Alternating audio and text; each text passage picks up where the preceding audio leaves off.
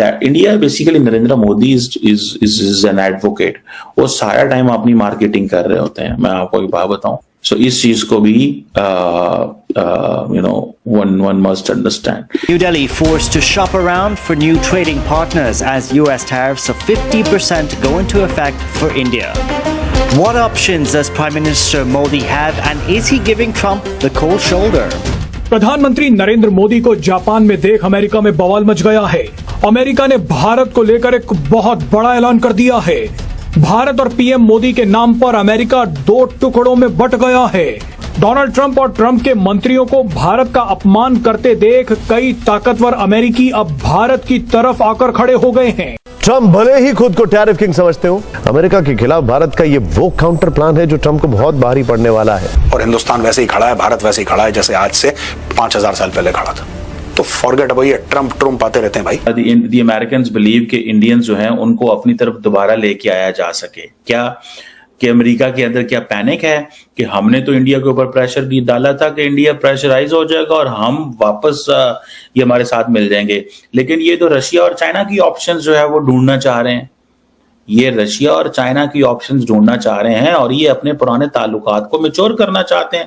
अब तो खुद अमेरिका के उपराष्ट्रपति जेडी वांस यहां तक बोल रहे हैं कि मैं अमेरिका का राष्ट्रपति बनने के लिए तैयार हूं। वोल्फ ने कहा कि चूहे जैसा अमेरिका हाथी जैसे भारत से लड़ने की कोशिश कर रहा है। ये फायर हो सकता है या भारत को ये कहा जा सकता है कि आप मुहारे वापस मोड़े जो आप चाइना जा रहे हैं या चाइना के साथ पींगे बढ़ा रहे हैं। अब धीरे धीरे अमेरिका में रियलाइजेशन हो रहा है।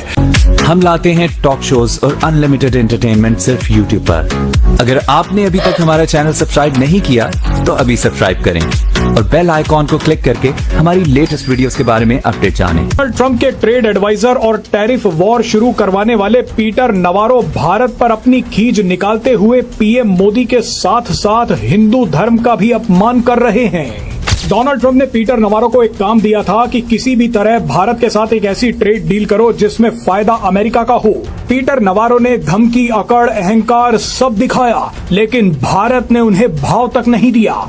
जिसके बाद ये व्यक्ति इतना पागल हो गया कि इसने पहले तो रूस यूक्रेन वॉर को मोदी वॉर बोल दिया और उसके बाद हिंदू धर्म और पीएम मोदी का अपमान कर दिया। राष्ट्रपति जेडी वांस ने तो यहाँ तक कह दिया है कि मैं राष्ट्रपति बनने के लिए तैयार हूँ। इस कमेटी ने कहा कि चीन और कई देश बड़ी मात्रा में रूसी तेल खरीद रहे हैं, लेकिन निशाना सिर्फ भारत को बनाया गया। ये तो पागलपन है। रिचर्ड ने आगे कहा कि अमेरिका ने खुद अपने पैरों पर कुल्हाड़ी मारी है। अमेरिका की वजह से ही भारत खास तौर पर अब ब्रिक्स देशों को अपना सामान बेचेगा, जिससे ब्रिक्स संगठन और मजबूत हो जाएगा। एससीओ की मीटिंग तो है और उसमें जो है वो मोदी जी ने जाना भी है और जाहिर है जब ट्रंप ने जिस तरह की हरकतें दिखाई तो उसके बाद आपने देखा कि अब मोदी जी ना तो फोन उठा रहे हैं और ना ही बात कर रहे हैं ट्रंप के साथ। तो वरना तो ट्रंप ने सोचा होगा कि जी मैं अमेरिकन प्रेसिडेंट, मेरे साथ तो कोई पंगा ले ही नहीं सकता। लेकिन शायद उन्होंने गलत अंदाजा लगाया पीएम मोदी का और पीएम मोदी ने भी सोचा कि क्या फजूल की बात करना, इससे जितनी बार बात की जाएगी उतनी ही बार ये ज्यादा से ज्यादा टैरिफ बढ़ाता चला जाएगा। कोई अच्छी खबर तो ट्रंप ने देनी नहीं है। तो इसलिए मोदी जी ने ट्रंप से ना बात करने का फैसला करके और शी जिनपिंग की तरफ चले गए।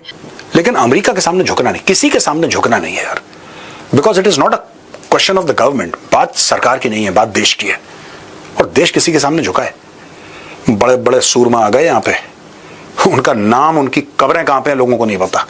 और हिंदुस्तान वैसे ही खड़ा है, भारत वैसे ही खड़ा है जैसे आज से 5000 साल पहले खड़ा था। इंडिया को अपने साथ भी रखना चाहिए, इंडिया को डराना भी चाहिए। दूसरी चीज ये है कि अगर इंडिया मान जाता है कि हाँ जी हम रशिया से तेल नहीं लेते, तो हम रशिया इंडिया अलायंस जो है वो तोड़ देते हैं। अगर इंडिया नहीं मानता, जिस तरह जयशंकर ने कहा भाई मैं नहीं आपसे लेना चाहता तेल, आप मेरे से नहीं करना चाहते तो ना लो तेल यार, क्यों मुझे वो कर रहे हो आप। ये है सबसे बड़ी हिकमत अमली। अगर कहा जाए तो जनाब वेस्ट को अगर आंखें दिखाने में सबसे पहले अगर किसी ने कोई काम किया है वो मुझे इंडिया ही नजर आ रहा है। अगर यहाँ पे आप चाइना की बात करें, डेफिनेटली चाइना और अमेरिका की तो हमेशा से जो है वो एक तकरार नजर आई है, वो एक इकोनॉमी की बात करें या दूसरे ममालिक की बात करें। लेकिन यहाँ पे अगर हम इंडिया की अगर बात करें ना, इंडिया इस टाइम जो है वो अपने आप को बहुत ज्यादा जो है खुद को डेवलप करता नजर आ रहा है। उसने जिस तरह से अगर देखिए, अगर अमेरिका उससे नहीं भी कोई चीज परचेज करता तो देखिए इंडिया को कोई फर्क नहीं पड़ने वाला।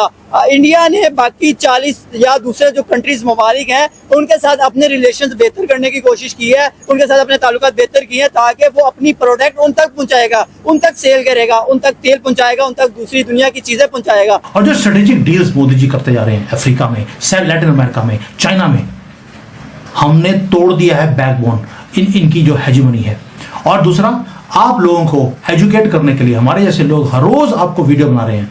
प्लीज जो ग्लोबल हिपोक्रेसी है उसकी रियलिटी को समझिए, रिएक्ट मत कीजिए गवर्नमेंट के खिलाफ unnecessarily. We are not the bad guys, we are the new world leaders. And lastly, जब भी कोई बंदा, जब भी कोई कंट्री, वेस्टर्न पावर स्पेशली, जब वो भारत को थ्रेटन करते हैं टैरिफ्स के साथ, सैंक्शंस के साथ, आप सिंपल एक क्वेश्चन पूछिए अपने आप से कि ये लोग हमारे से अपसेट क्यों हैं? भारत ने कोई रूल्स को तोड़ा नहीं, क्योंकि इन्होंने रशिया के तेल को बैन नहीं किया है, सैंक्शन नहीं किया। इतना बोला कि आप $60 से ऊपर इसकी प्राइस में खरीद नहीं सकते। हम 60 पे खरीद रहे हैं। आपने बोला 60 में खरीदो, हमने 60 में खरीदना शुरू कर दिया। लेकिन अगर हमने 60 में खरीदकर 90 में आपको बेचा है, आप मत खरीदिए। आपको 60 में जहां से मिलता है आप ले लीजिए। भाई मेरा रेट है 90 रुपए का।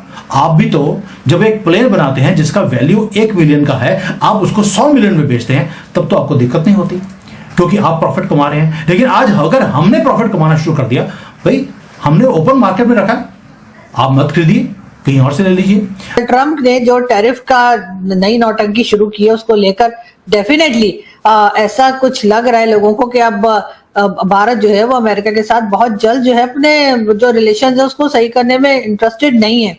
और वैसे भी इंटरेस्टेड होगा भी क्यों, इसलिए कि आप तो जानते ही है ना कि अब उन्होंने चाइना को पकड़ लिया। अब चाइना को पकड़ने के 2 फायदे, एक तो चाइना के साथ जो बॉर्डर के ऊपर डिशुम डिशुम डिशुम चलती है वो भी नहीं होगी, और दूसरा पाकिस्तान को दिखाने के लिए, पाकिस्तान को डराने के लिए, पाकिस्तान को धमकाने के लिए भी अगर चाइना के साथ रिलेशंस अच्छे हो जाते हैं भारत के, तो हम तो वैसे ही सोच सोच के आधे हो जाएंगे कि ऐसा ना हो, कहीं वैसा ना हो, कहीं हमारी जगह और सारे प्रोजेक्ट्स जो हैं वो भारत में ना चले जाएं। और शी जिनपिंग, आपको तो पता है शी जिनपिंग का क्या भरोसा, कल को वो क्या बात करें और क्या ना करें, और कब उठकर दोबारा से जो है वो मोदी जी के कहे में आके हमारे सारे पैसे वैसे बंद कर दें। और अगर हमारा पैसा बंद कर दिया तो ये बड़ी खतरनाक बात हो जाएगी। इसलिए कि आप लोग जानते हैं कि हमारे यहाँ फैक्ट्रीज तो पहले ही बंद होती चली जा रही है। और बट भारत ने एक चीज तो सिखा दी इनको कि आपका जो रूल्स ऑफ द गेम है वो नहीं चलेंगी। रूल्स ऑफ द गेम अब हमें भी बनानी आती है। अब हम अपने तरीके से हम काम करेंगे।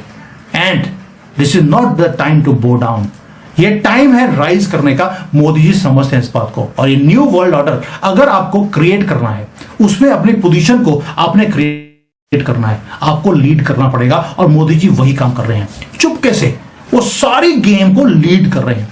झुक नहीं रहे, ना झुकाएंगे, वो राइज करेंगे। अमित शर्मा जी आप बोल रहे हैं कि China is the only country, sorry आप गलत बोल रहे हैं। इसमें चाइना बैन डाउन कर गया है। चाइना ने ऑलरेडी ट्रेड डील साइन कर दी है, जहां पर उसने ये भी एक्सेप्ट कर लिया कि यस, जो फेंटानिल है, जो ड्रग्स हैं, वो चाइना से मैक्सिको जाती है, मैक्सिको से वो जाती है अमेरिका में, वो उसको रोकने के लिए तैयार है। They have openly accepted it. ये आपको पूरे के पूरे मीडिया में नहीं दिखेगा, क्योंकि चाइना के खिलाफ कोई न्यूज भारत की मीडिया दिखाती नहीं है आपको। लेकिन चाइना ने साइन कर लिया कि हम फेंटानिल को अमेरिका में जाने से रोकेंगे। You are wrong in this. Bharat की गवर्नमेंट ने जिस तरह से अमेरिका को काउंटर किया है वो सराहनीय है। आपको हमेशा बाकी कंट्रीज अच्छी लगती हैं, अपनी कंट्री अच्छी नहीं लगती। ये सनातनियों से मुझे बहुत ज्यादा चिढ़ भी है इस बात की कि this is something which are doing wrong. तो आपको ये वीडियो कैसा लगा कमेंट बॉक्स में जरूर लिखिए। इस वीडियो को लाइक कीजिए, शेयर कीजिए, सब्सक्राइब करना ना भूलिए आपके चैनल EFC.Z को। तो मिलते हैं अगली वीडियो में। जय हिंद।